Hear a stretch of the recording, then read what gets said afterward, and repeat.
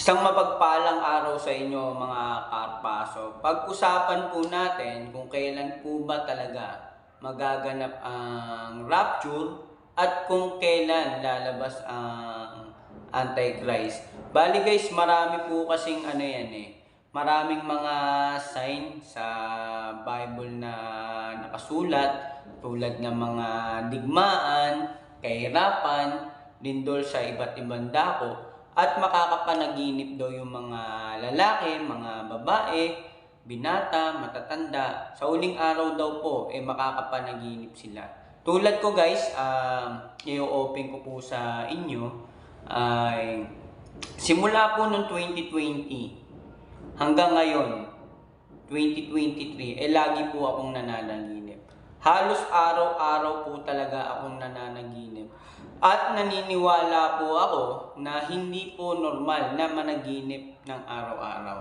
Naniniwala po ako dyan. Kaya sinuri ko po sa mga internet, sa mga Google, sa mga libro, kung bakit ako lagi nananaginip. Minsan may napagtanungan ako, pero ang sabi wala lang daw po iyon. At kakaisip lang daw po. Pero nung nagbasa po ako ng Bible talaga, at nung na-search ko nga rin sa internet kung bakit po ako nananaginip, dahil pala, ito na yung sign ng mga huling araw. Guys, ibig pong sabihin, sa tingin ko po, okay, alam ko po na walang nakakaalam ng mga araw o oras na yun. Yun po talaga ang nakalagay sa Bible. Pero wala pong nakalagay na yung taon. Wala pong nakalagay na taon. Ibig sabihin, guys, pwede po natin ma-predict yung taon, lalo na nakalagay naman sa Bible. Pag nakita nyo na yung mga bagay na yan, nalalapit na yung pagdating ng Panginoon. Pero ang totohanan niyan guys, mauuna po muna ang rapture. Okay. Pagkatapos po magkaroon ng rapture, doon pa lamang po lalabas ang Antichrist. Napakarami na po kasi nagkakaroon ng debate na yung rapture mid-tribe, meron naman daw post-tribe. Bali guys, sa pagsusuri ko at bukod sa mga panaginip ko, personal ko po at hindi ko po kayo pinipilit kung maniniwala kayo, pero mas mainam po na maniwala kayo. Ang rapture po ay magaganap bago ang Great Tribulation. Yun po ang katotohanan dyan. Bali guys, pag nakita na natin yung mga sign, nakalagay kasi sa Bible din yun na tumingala tayo at malapit na ang kanyang pagdating.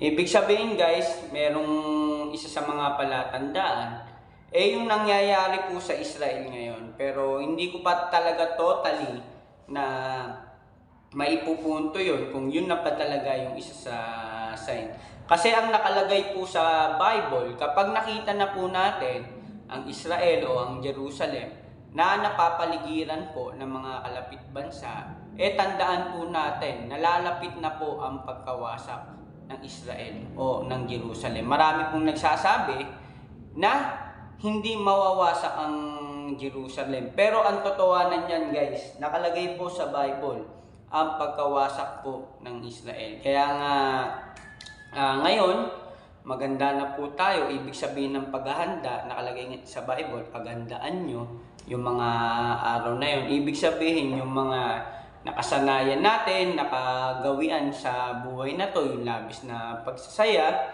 yung paglalasing.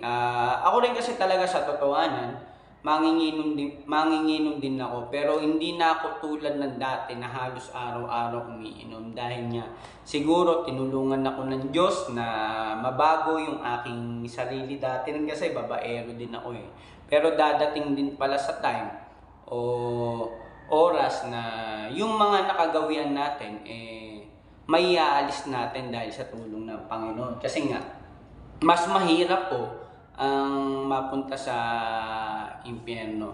Bali guys, i-share ko din sa inyo na halos talagang lagi kong napapanaginipan na ako po ay nira-rapture. Kaya tapos may mga panaginip din ako na kamatayan at kung ano-ano pa po. Tulad ng mga sakuna, mga lindol, pagbaha, tapos at kung ano-ano pa. Ibig sabihin guys, sa mga panaginip ko na ito, nasasaksiyan ko na nangyayari.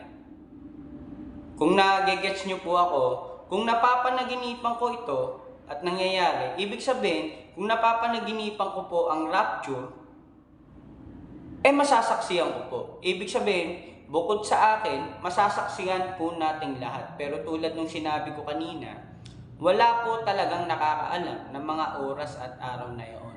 Pero yung taon, wala po nakalagay. Sa mga sign na nakikita po natin, talagang mararamdaman mo na parang, ayan na. Yung salitang rapture po, wala po iyan sa Bible. Wala po yan. Mas pinadali po at mas pinagandang tawag yung rapture kasi ang nakalagay talaga pag-agaw, snatch away. Yun po talaga yung nakalagay. Okay. Ano po bang mangyayari pagkatapos ng rapture? Pagkatapos po ng rapture, ang Great Tribulation. Nandyan po yung pag-atake ng balang sa loob ng 5 buwan, pag-ulan ng apoy, pagtama ng asteroid, at kung ano-ano pa. Kaya talagang halos sa Bible may nakalagay din na halos yung sanggol nila, kakainin nila. Ibig sabihin talagang sobrang hirap talaga nung mga sa panahon na yun kasi halos wala ka po talagang makakain. Tapos guys, i-open ko rin na kailangan banggitin ko na pagandaan po natin ang Antichrist. Yung Antichrist po na yan, maghahari po yan dito sa mundo at dadayain po nila yung mga tao. Etong mensahe na to, para po sa mga maiiwan sa rapture. Bali guys, wag na wag po kayong magpapatatak ng tatak ng halimaw sa kanang kamay o noo. Bali guys, yung 666 nakalagay po yan, pero hindi po yan literal.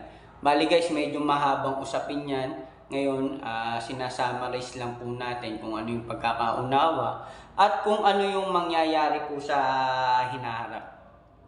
Siguradong napakarami po ang magpapatatak ng Mark of the Beast tulad nung sa COVID-19. Bali guys, di ba?